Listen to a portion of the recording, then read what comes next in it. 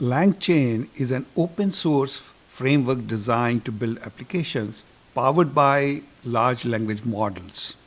So why end the Langchain videos when there are so many videos already on the YouTube?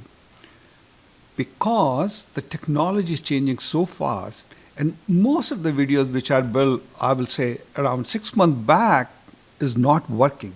So when I started learning about Langchain, the first thing I did was go on YouTube and look at a couple of videos.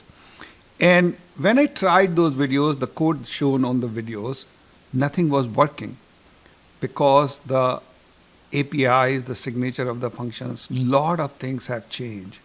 So Langchain is relatively young and evolving very fast, which can lead to breaking changes, shifting APIs, and evolving best practices. There's a lot of documentation, everything is there, but there's too much change happening very fast. And I will show you even this documentation, how it is disconnected with what is released. Obviously, you have to keep up with the documentation, but there's so much happening very fast. So things are a little bit disconnected. And although Langchain aimed to simplify development, but the breadth of abstraction, chains, agent, tool, memory, modules can be daunting for those new to building LLM-based application. There's a conceptual overhead to fully harness this framework. So now let's look at high level, what is Langchain? So as you can see, the Langchain and LangGraph, they form the foundational architecture for building large language model application. They handle key tasks like chaining prompts, managing conversational context, integrating with external data, and orchestrating multi-step reasoning. And in the middle, which is the integration layer, this is again open source, and this layer provides open source connector or plugin for external systems, databases, API, or enterprise tools. And it sits on top of the core architecture of Langchain and LangGraph to extend the functionality and easily hook into any third-party services. Here you can see, if you click on integration, you see all these providers. All of them can sit in this middle part where you can integrate with different tools, different databases, and different models. And the top layer, which is LangGraph platform, this is the commercial offering that helps deploy, scale, and manage the application built on top of Langchain and LangGraph. So once you build something using Langchain or LangGraph, that application has to run somewhere. So LangGraph platform is one of the options. You can host it by yourself also, but it's all part of the offerings. So you can use LangGraph platform to deploy your application. So it helps you with hosting, security, and other operational requirement. And on the right-hand side, you can see Langsmith. This is again a commercial offering. It's a suite of tools that use alongside the rest of the stack, providing the capabilities like debugging, playground interactive environment for typing prompts, and prompt management, organizing and versioning different prompt templates. And the next is annotation. It's for labeling or annotating data for refining model testing, systematic check to ensure reliability, and monitoring observability tools for tracking performance and usage. So now let's look at the different modules Langchain provides. It's prompt creation, memory storage, retrieval, etc. It's all modularized. So developer can mix and match these modules or swap them out as needed for experimenting or scaling. So here, as you can see, the models. So Langchain supports various different LLM and embedding. So you can use OpenAI, Anthropic, or any other model from Hugging Face, making it flexible to switch the provider or use specialized models. So the beauty of Langchain is the way you will use one model, same way you can use the other models also. So the API signatures and all other objects will remain same, and you can plug and play any different kind of model. And then the prompt template. And so Langchain offers a way to define and reuse prompt through templates, ensuring consistent prompt formatting and reducing repetition in code. And you can parameterize these prompts so you can accept user or system input dynamically. Next is chain. Chain in Langchain is essentially a sequence of steps that processes inputs and outputs. So you can combine multiple components like a prompt generator, language model, or a post-processing function or tool in one pipeline. You can just chain all these different modules one after another, and we will see it in the code. An example of chain includes simple LLM chain. By that I mean it's just one prompt and one model call, and we will see how using this chain concept you can build something very sophisticated.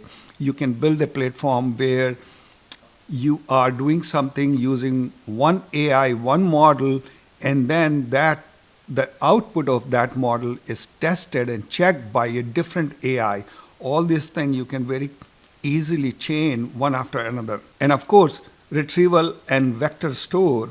For application requiring knowledge retriever, basically if you're trying to build a chatbot over a custom data set, RAG-based applications, so Langchain integrate with vector databases and embedding to enable semantic searches and retrieval. We'll see an example also. We'll write a code, we'll take some data, put it in vector store, and then using Langchain, how we will query it.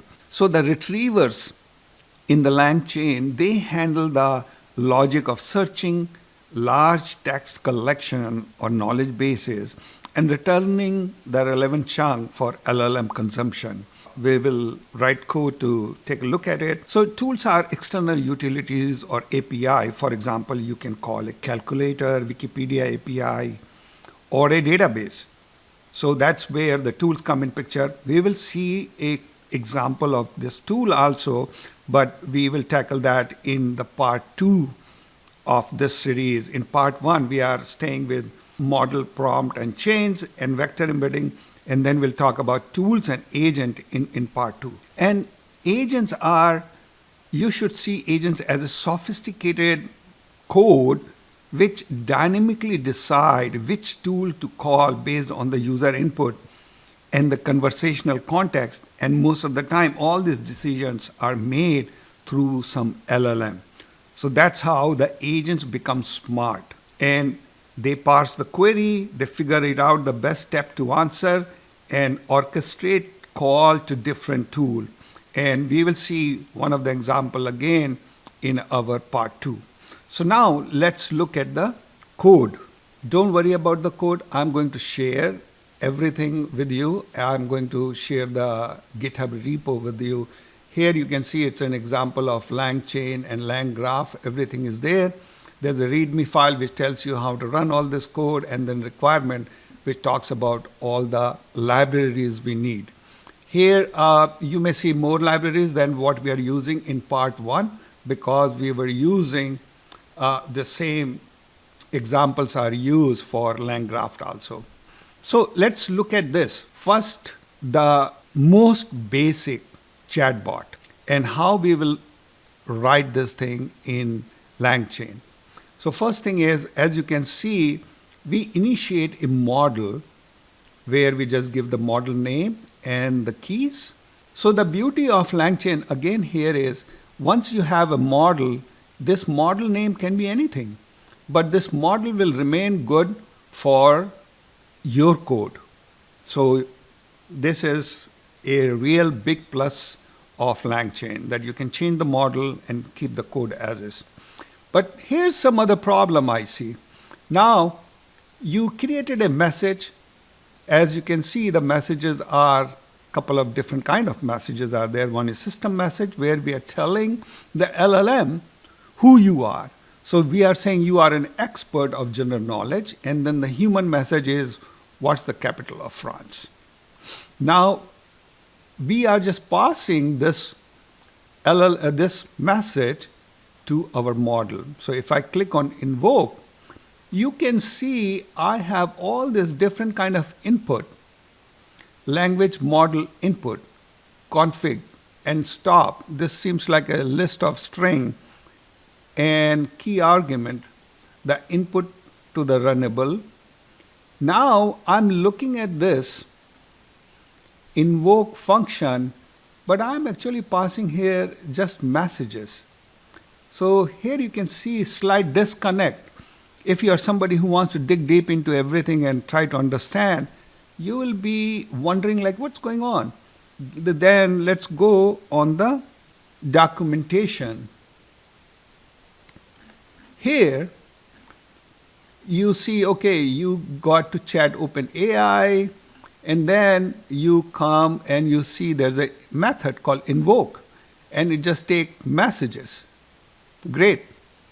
But again, this documentation is not matching with the signature I'm shown here, because the documentation is not talking about all these things. So anyway, the only point I'm trying to make is sometime these YouTube videos are helpful than just going through all the documentation and trying to figure out everything and reverse engineer. I'm hoping that this will expedite your journey into creating these chatbots very quickly. So now coming back, as we've seen in the document, they do say that you can pass message, but when I take it here, mouse, it a little bit confuses me, but I'm fine now because I understand this is how you create a chatbot. You pass a message and you print the response. So let's run this just 5 lines of code where we created a model and calling it. So here is call LLM, and this is my call LLM function, and let's call it.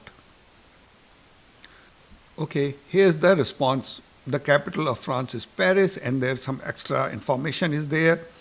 So this is how simple it is to create a chatbot using like just few line of code. And as you can see, it's working. So to see how to make a call with a prompt, let's look at this call with prompt method. Here we are creating a prompt which is calling a setup prompt. Let's look at this.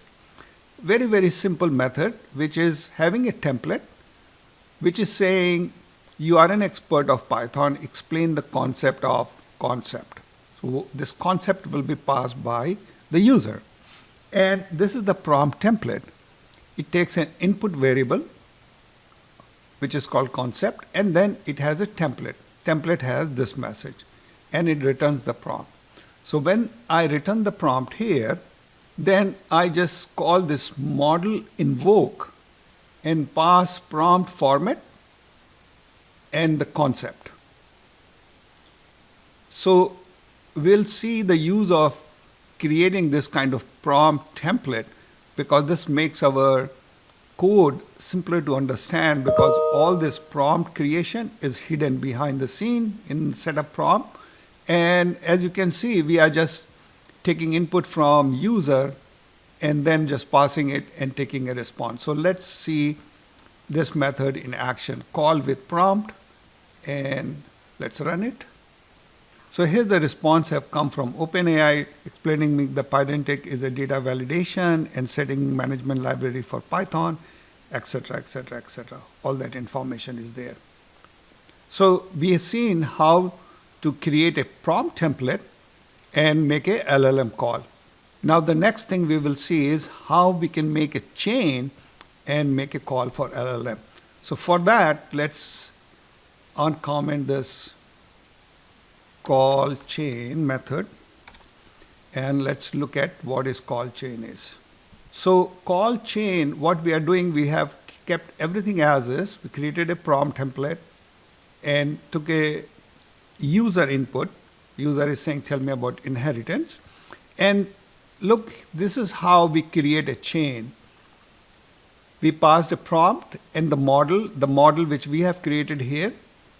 And then we just say chain invoke and then pass the concept. And it will reply, the same reply will come from the model and will print it.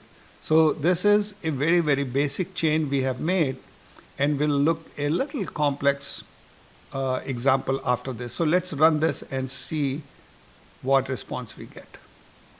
It should be the same thing we must be getting, but it's just good idea to move slowly, do one thing, see the output, and then move to the next one. Okay, you can see that the response have come, and it is explaining us what is inheritance, right? Okay, now let's look at the composed chain example. For that, let me uncomment, call composed chain, and here it is. And we'll see where we need to use this composed chain and how the prompt templating also come in picture and chain together to simplify your code. So to understand, let's look at this. So the first prompt says, you are a Python expert, explain me the concept. So I'm creating the template here itself. Okay, so I created one prompt where I will pass it to the LLM. It will explain me the concept.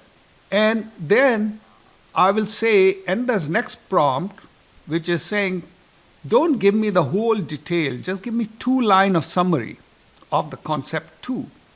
And the concept 2, we will see how it is invoked. Now you can see the power of this prompt chaining.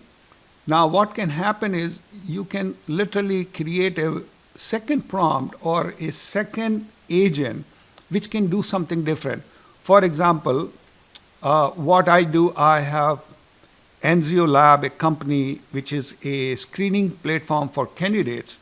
So I create the questions using one AI, and when the questions come back, I give it to the next AI saying, verify these questions and answers. So that's the beauty of it. But here we are seeing it in very, very simple manner. You are a Python expert, tell me everything about, and then give me 2-line summary. And how you create a chain? Look here. Prompt analyzer we made, we put prompt analyzer, model, and string output parser. Here what we do is we pass chain, which is here, the first one, right? We created first chain.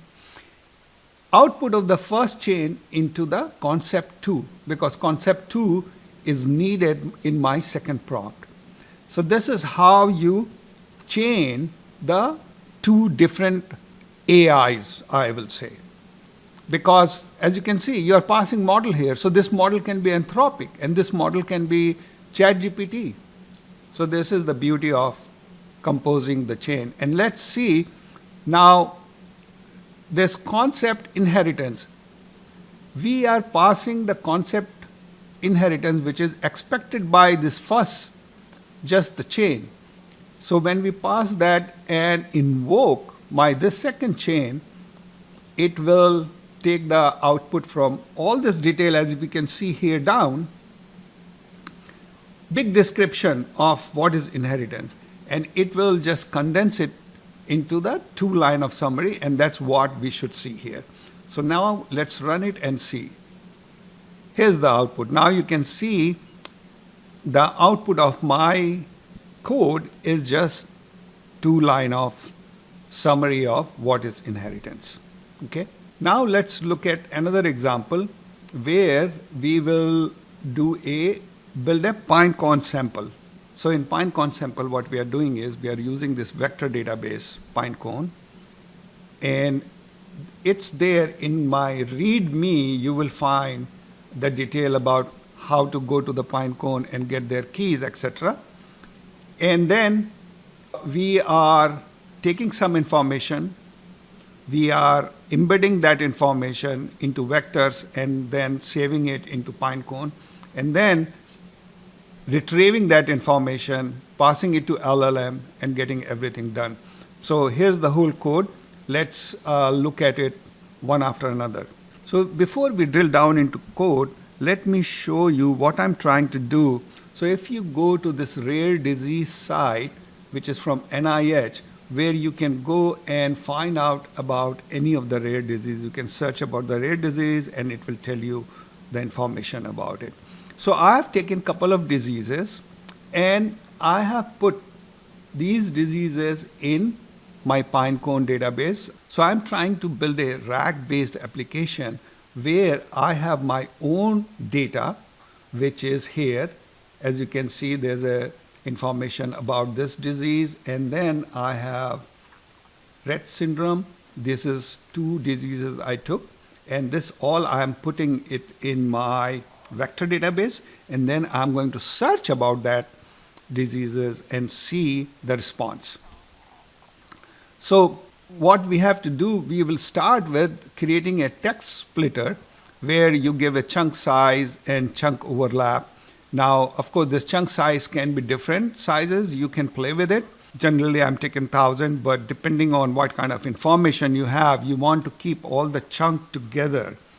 If you have a very, very big paragraph, it can be different chunk size, but generally just keep it 1,000 and see and then play with it.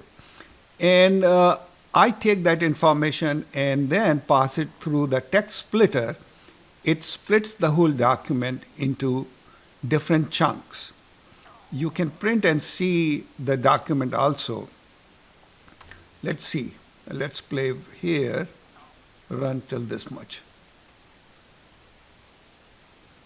So as you can see, I have printed the document, which is split into different things. As you can see, it's an array, and here's the page content.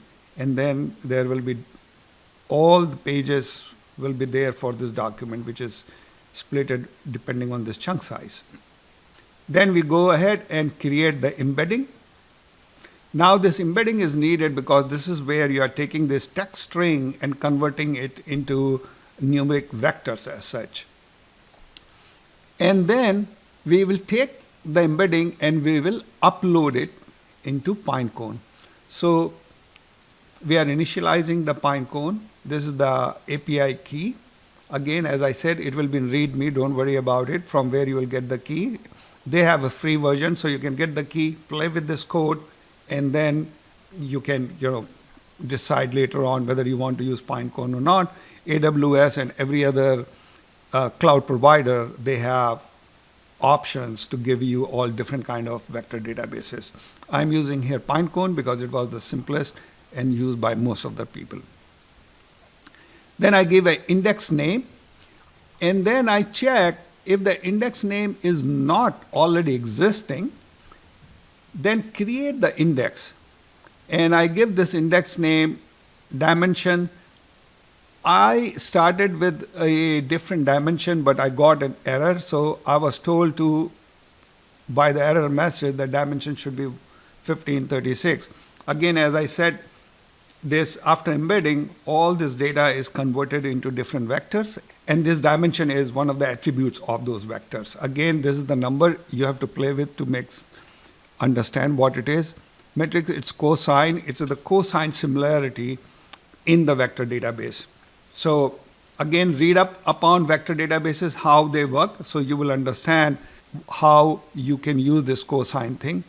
And the serverless spec, this is again, you get from Pinecone, because where they are hosting your data, so you have to give this thing that you want to host it in AWS region. This again, you don't have to have this AWS subscription or anything. It's taken care of behind the scene by the Pinecone itself. So once the index is created, you create this vector store, and while creating the vector store, you pass this embedding which we have created. So far embedding is nothing, but we just instantiated a OpenAI embedding, giving the keys, OpenAI embedding, and then we create a vector store. And in the vector store, we say add the documents and give the documents here. So this is a beauty of the framework, and this can be a problem also. As you can see, the vector store, this module of Langchain, doing a lot of things behind the scene for you. It actually just took the document, and then it is figuring out what is the embedding from the vector store. All this happening behind the scene, and it's going to update your database with this IDs for each document chunk with the vector representation of the string. So that's what is happening here in this line. And once this happens, once the document is updated, we can go to this back to get the index name, get the Pinecone vector store, and do a similarity search. What is Rett syndrome? As you can see in my data, I have two different kind of diseases, cystic fibrosis and Rett syndrome, but I am querying only one thing. And then I get the query result, and I just print that result. This is as simple as this. So let me show you, but before we run this code, let me show you something else. Or just forget about that, we'll talk about it a little more advanced concept in a few minutes. Let's just look at this, that we took the text data, put it in vector database, created an index, and now we are querying, and then we are looking at the result. Straight, the result is coming from the text document. Nothing, no LLM happening here yet. So let's look at this. So I'm breaking it here. I want to just show you this part where this vector store is working or not. Let's change this Pinecone sample, uncomment this. Okay, it's uncommented. Let's run it. And query result. Oh, I'm not printing the query result, but that's okay. We can look at the query result. So you see, this string have come back from the vector database. It is search and it's come back. Why I'm stopping here? Because I wanted to clear that concept, and then we talk a little bit advanced.